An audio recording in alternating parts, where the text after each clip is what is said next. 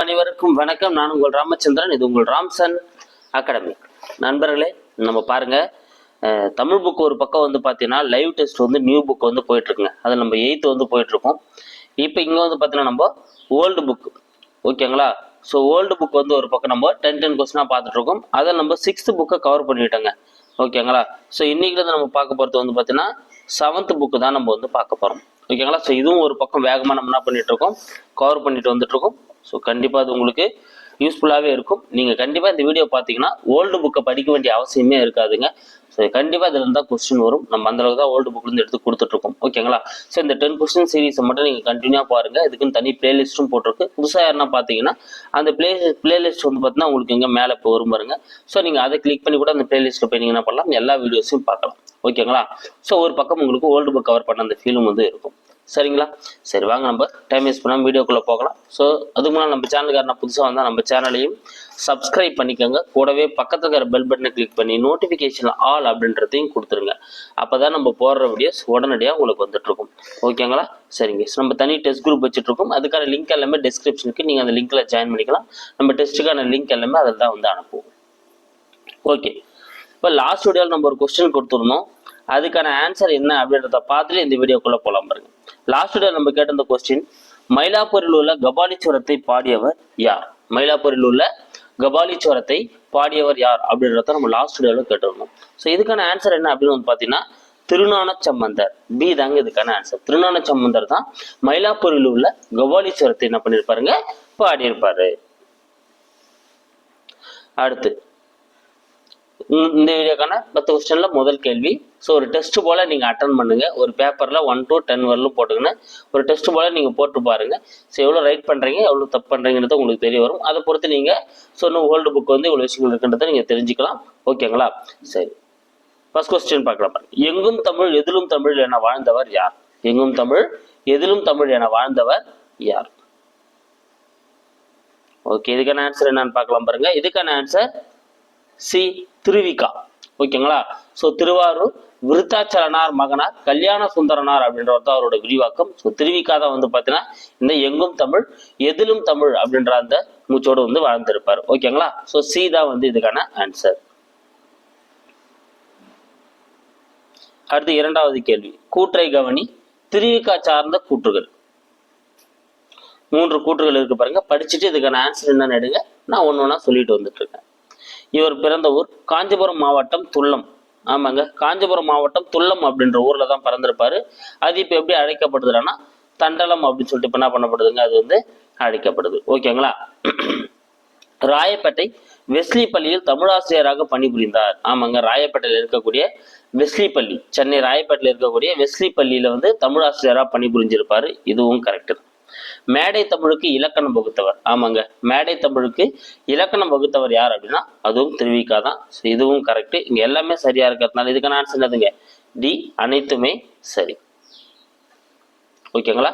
So தொழிலாளர்களின் தந்தைன்னு அழைக்கப்படுவாரு, தமிழ் தன்றல்னு அழைக்கப்படுவாரு, புதுமை கவிஞர்னு அழைக்கப்படுவாரு, ராயப்பேட்டை தமிழ் முனிவர் அப்படின்னு அழைக்கப்படுவாரு, தமிழ் பெரியவர், மேடைக்கு இலக்கணம் வகுத்தவர். இதெல்லாமே திருவிக்காவோட சிறப்பு பெயர்கள். நல்லா நீங்க ஞாபகம் வச்சுக்கணும். அடுத்து மூன்றாவது கேள்வி, தொழிலாளர் முன்னேற்றம் பெற எந்த எதிர்வாழலாக திருவிக்கா பாடுபட்டார்? பாருங்க, தொழிலாளர் முன்னேற்றத்துக்காக எந்த எதிர்வாழலாக வந்து பார்த்தீங்கன்னா தொழிலாளர் முன்னேற்றத்துக்காக பாடுபட்டிருப்பார்.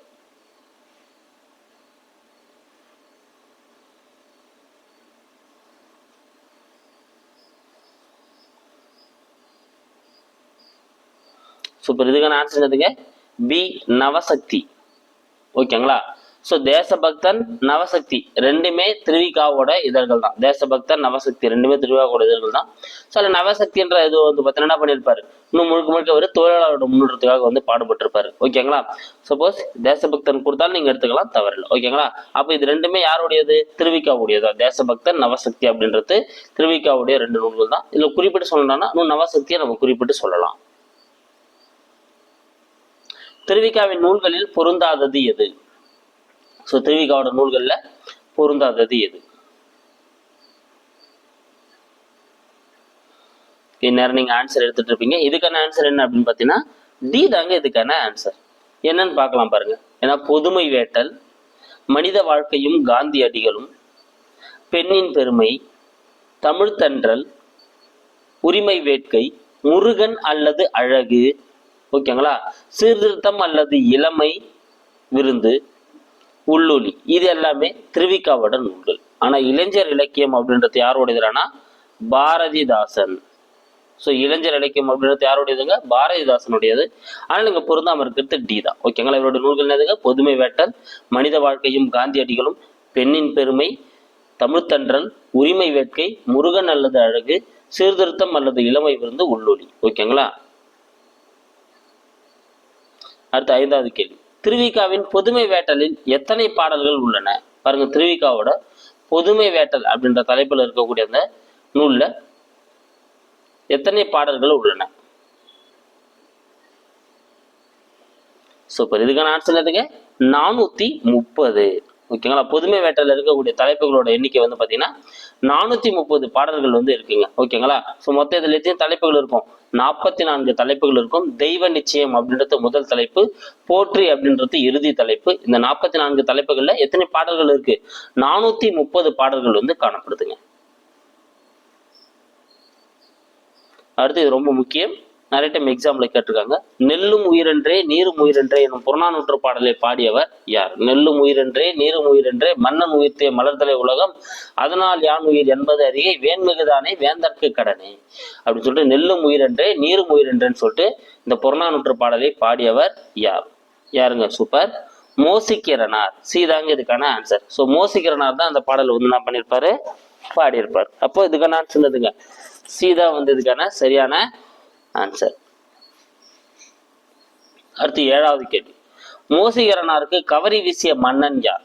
மோசிகரனாருக்கு கவரி வீசிய மன்னன் யார்?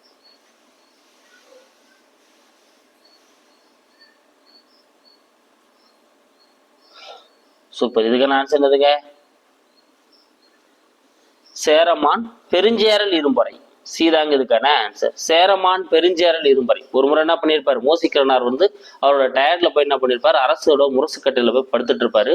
அப்ப அங்க வந்த மன்னன் வந்து அவருக்கு தண்டனை கொடுக்காம என்ன பண்ணுவாரு, அவருக்கு வந்து விசிறி எடுத்து வீசிட்டு இருப்பாரு. ஓகேங்களா. அதனால்தான் கவரி வீசிய மன்னன் அப்படின்னு சொல்லிட்டு யாரை சொல்லுவாங்கன்னா இந்த சேரமான் பெருஞ்சேரல் இரும்பறை. யாருக்கு? மோசிக்கிறனாருக்கு. அடுத்து 8வது கேள்வி, அறவுரக்கோவை என அழைக்கப்படும் நூல் எது? இது ரொம்ப ரொம்ப முக்கியங்க. நம்ம கொடுக்கறது எல்லாமே ரொம்ப முக்கியம், அதுல இது ரொம்ப முக்கியம். அறவுரைக்கோவை என அழைக்கப்படும் நூல் எது?